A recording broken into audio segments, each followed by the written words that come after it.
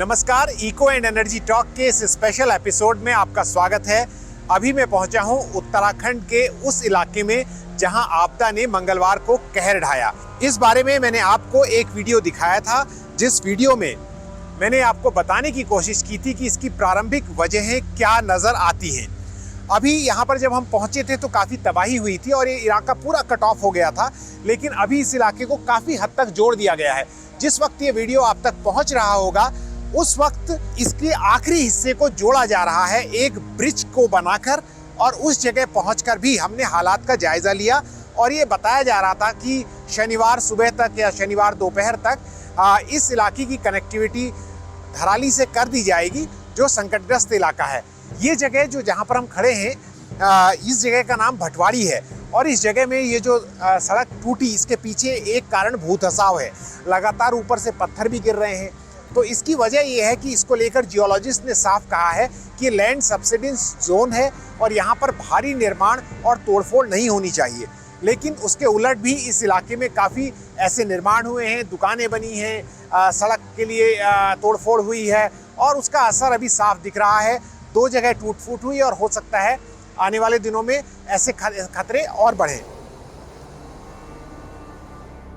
तो मेरे साथ राहुल कोटियाल हैं, जो बारामासा जो है वेबसाइट और न्यूज़ चैनल के संस्थापक संपादक हैं।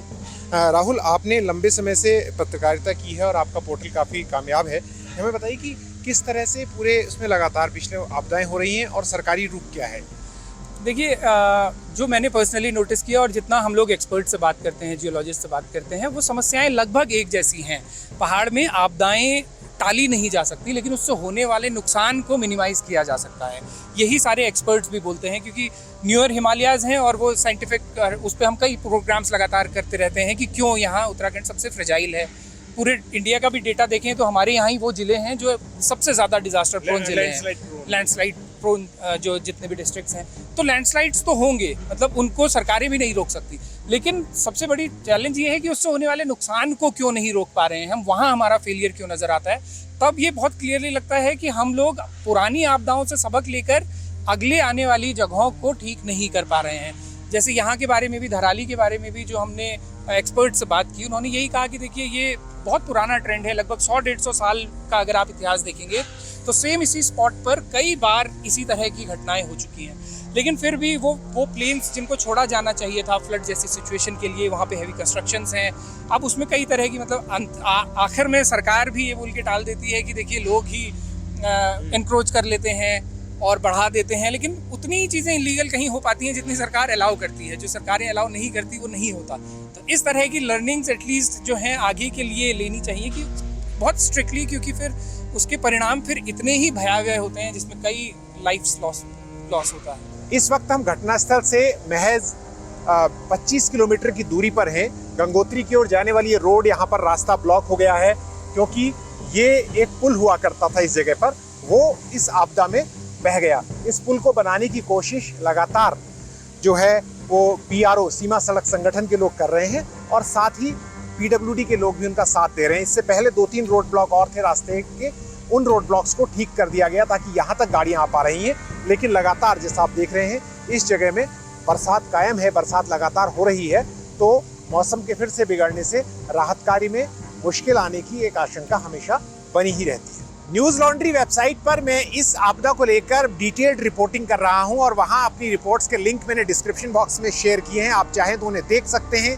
1-2 बातें जाने से पहले मैं आपको कहना चाहता हूं। Detailed reporting Eco Energy Talk पर आपको आने वाले दिनों में बताऊंगा मैं कि इसको लेकर पहले कहा गया कि बादल फटा है, लेकिन विशेषज्ञों में अभी राय बटी हुई है।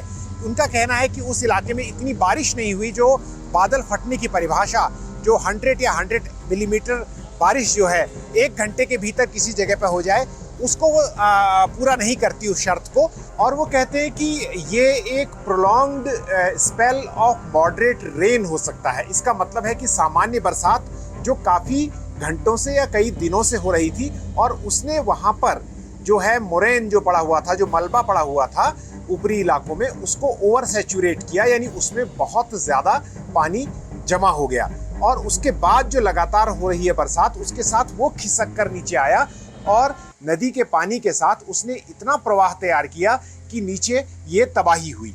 तो ये तो एक थ्योरी है, लेकिन साइंटिस्ट जो हैं दूसरी थ्योरी भी दे रहे हैं। उन्हें बताने से पहले इस तस्वीर को देखिए। ये तस्वीर जो अब आई है सैटेलाइट से निकलकर रिमोट सेंसिंग से, वो दिखा रही है अंतर आपदा से पहले और आपदा के बाद के जो प्रभाव है उसको लेकर। वो अंतर आपको साफ दिखाई दे रहा है, कैसे जहां पर एक हंसता खेलता शहर हुआ करता था वो पूरी तरह से बर्बाद हो गया। तो आगे की थ्योरीज पे बात करते हैं। इसमें एक थ्योरी ये है जो साइंटिस्ट कह रहे हैं कि क्या कोई अस्थाई झील बनी, क्या ऊपरी इलाके में कोई ऐसी टेम्परेरी लेक किसी लैंडस्लाइड की वजह से बन गई जिसमें पानी धीरे धीरे भरता रहा और वहां पर कोई मॉनिटरिंग नहीं थी, उसका पता नहीं चल पाया, और जब पानी इतना भर गया कि उसने उसके बैंक्स को ब्रीच कर दिया, यानी उसके किनारों को तोड़ दिया, और उसके साथ वो मलबा, पत्थर और तमाम जो अपने साथ मोरैन को लेते हुए नीचे आया और आके यहाँ पर जो नदी है भागीरथी नदी, माफ कीजिए गंगोत्री नदी, उसमें आकर वो मिल गया। एक तो बात हुई ये। इसके अलावा क्या कोई ग्लेशियर लेक थी, क्योंकि हैंगिंग ग्लेशियर जो हैं वो इन नालों को, जो वहाँ पर चाहे खीरगाड़ है या दूसरे जो वहाँ पर नाले हैं जो जिनमें ज़्यादा पानी जो है केवल मानसून के वक्त रहता है और बाकी टाइम उनको ये हैंगिंग ग्लेशियर की वजह से ही पानी आता है, क्या इनका कोई हिस्सा टूटा, क्या कोई एवलांच हुआ? तो इसमें तमाम वैज्ञानिकों ने अलग अलग थ्योरीज दी हैं, जिनके लिंक में इस डिस्क्रिप्शन बॉक्स में शेयर कर रहा हूँ।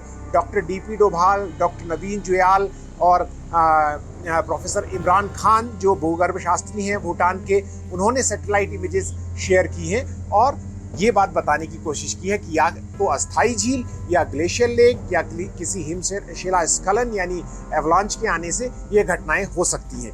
इस बारे में पड़ताल होती रहेगी और आने वाले दिनों में पता चलेगा। इको एंड एनर्जी टॉक पर भी हम आपको इस बारे में जानकारी देंगे।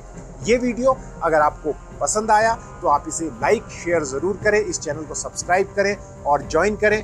मदद के लिए ये QR कोड है जिसको आप शेयर कर सकते हैं। जल्द ही एक नई वीडियो के साथ आपसे फिर मुलाकात होगी। नमस्कार।